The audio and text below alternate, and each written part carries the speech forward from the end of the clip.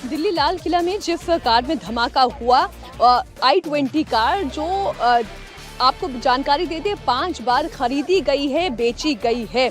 जी हाँ, धमाके से 10 दिन पहले कार को 5वीं बार खरीदा गया था। आखिरी बार कार को डॉक्टर उमर नबी के द्वारा पैसे देकर खरीदवाया गया था। आरसी ट्रांसफर होने से पहले ही कार में धमाका हो गया। 11 साल में कार कब और किसने खरीदी, ये सिलसिलेवार तरीके से आपको इस रिपोर्ट में बताते हैं। एक बार फिर से आपको बता दें, i20 कार जिससे दिल्ली में ये कार धमाका हुआ है, ये तकरीबन 5 बार खरीदी गई, बेची गई है। आखिरी मर्तबा उमर नबी ने ये कार खरीदी, लेकिन इससे पहले कि आरसी ट्रांसफर होता तभी इस कार में धमाका हो गया। बीते 11 साल में ये कार कब खरीदी गई, किसने खरीदी और कैसे ये आतंकी उमर मोहम्मद तक पहुंची, वो डिटेल हम आपके सामने रखते हैं।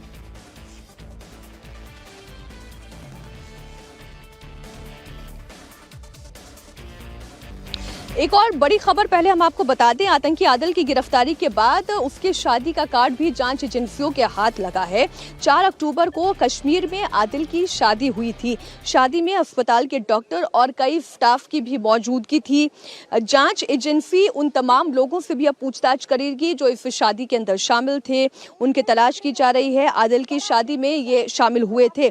दिल्ली ब्लास्ट में मारा गया आतंकी डॉक्टर उमर पूरी तरह से टेरर स्क्रिप्ट का मेन किरदार दिखाई दे रहा है। धमाके वाली कार में वो उस वक्त सवार था जब ये धमाका हुआ।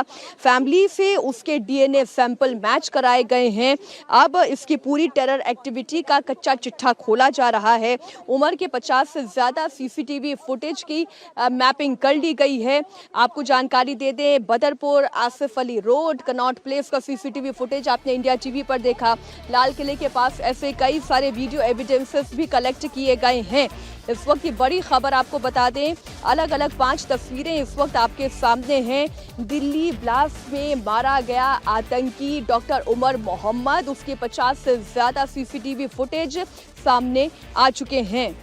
हमारे सहयोगी मंजूर मीर जुड़े हुए हैं। मंजूर, आपके पास इन आतंकियों के मॉड्यूल से जुड़ी हुई और कौन सी ताज़ा जानकारी?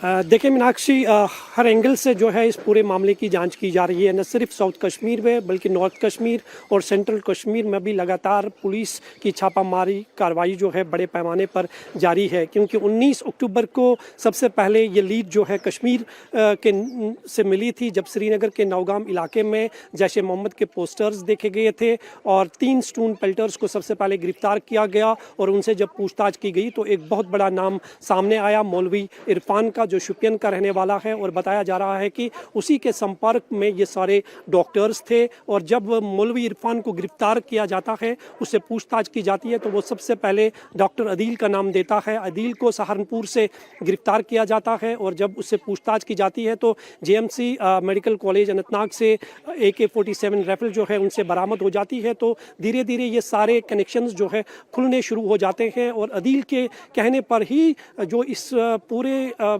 किंगपिन माने जाते हैं दिल्ली ब्लास्ट के मुजम्मिल, उसकी गिरफ्तारी हो जाती है। उनके पास में से भारी मात्रा में हथियार और गोला बारूद जो है वो बरामद होता है। और अगर जम्मू कश्मीर पुलिस को ये सारी चीज़ें इंफॉर्मेशन श्रीनगर से नहीं मिलती तो एक बहुत बड़ा हादसा जो है दिल्ली के किसी भी हिस्से में हो सकता था। इस तरह की योजना जो है इस पूरे टेरर मॉड्यूल ने बना के रखी थी, लेकिन जम्मू कश्मीर पुलिस को वक्त रहते एक बहुत बड़ी कामयाबी मिली, लीड मिली और वहाँ तक पहुँचने में ये सफल हुए। रहे हमारे साथ। इस बीच एक बड़ी खबर हम दर्शकों तक पहुंचाते हैं। दिल्ली ब्लास्ट पर पहली बार अमेरिकी विदेश मंत्री मार्को रूबियो का बयान सामने आया है। इस वक्त की बड़ी खबर हम दर्शकों तक पहुंचा दें।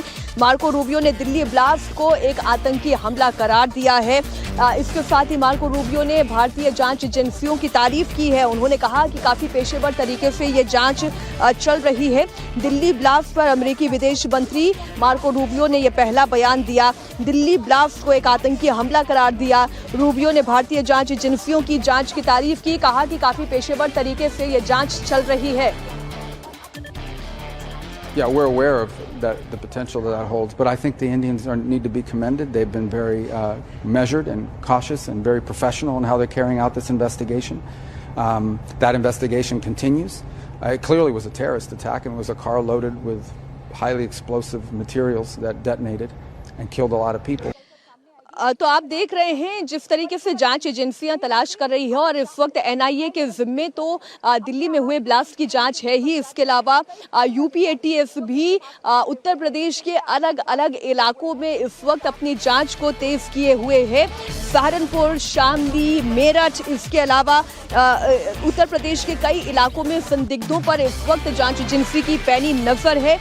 यूपी एटीएस कई ठिकानों पर लगातार छापेमारी कर रही है। हमारे सहयोगी विशाल प्रताप सिंह इस वक्त लखनऊ से लाइव जुड़े हुए हैं। विशाल, आप जानकारी दें, यूपी एटीएस के शक के दायरे में कौन कौन से शहर हैं और कौन सी यूनिवर्सिटी है?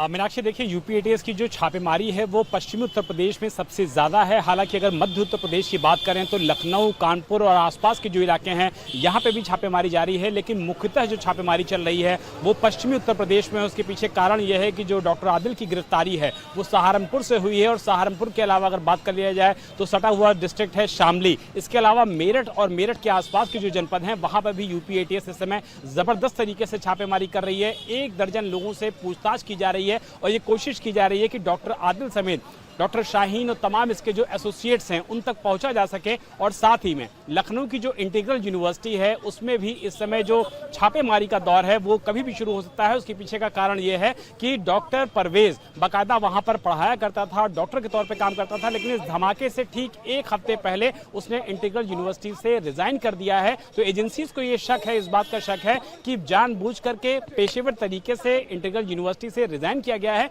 ताकि वहां का कनेक्शन स्टैब्लिश ना होने पाए। और जिस तरीके से अलफता यूनिवर्सिटी फरीदाबाद की इस पूरे मामले में सबसे ज्यादा केंद्रित हुई है, उसी तरीके से लखनऊ की जो इंटीग्रल यूनिवर्सिटी है उस पर जांच एजेंसी की पूरी तरीके से नजर है। और यह माना जाना चाहिए कि 102 दिन के अंदर या हो सकता है संभवतः आज ही वहां पर यूपी एटीएस की टीम पहुंच सकती है और इस पूरे मामले की जो तफ्तीश है उसको आगे बढ़ा सकती है ताकि डॉक्टर परवेज उसके एसोसिएट्स के साथ किस तरीके का बर्ताव कर रहा था, किस तरीके से लोगों के साथ संपर्क में था और जिन फोन्स का वो इस्तेमाल कर रहा था, कीपैड फोन का, वो ये बताने के लिए काफी है कि काफी सुनियोजित तरीके से ये लोग पूरे इस ऑपरेशन को आगे बढ़ा रहे थे। लेकिन एसोसिएट्स कौन थे, लोग कौन थे, स्लीपर सेल का मॉड्यूल क्या था, उसको अनर्थ करने के लिए इस समय यूपी एटीएस की टीम पश्चिमी उत्तर प्रदेश, मध्य उत्तर प्रदेश में लगातार बिल्कुल विशाल, स्लीपर सेल का ये मॉड्यूल बहुत बड़ा हो सकता है क्योंकि शाहीन शाहिद जिसका कनेक्शन इंटीग्रल यूनिवर्सिटी से है, शाहीन शाहिद का कनेक्शन जो आतंकी डॉक्टर मुजम्मिल से है, डॉक्टर उमर मोहम्मद से है, उसी से जुड़ी हुई एक बड़ी जानकारी सामने आ रही है।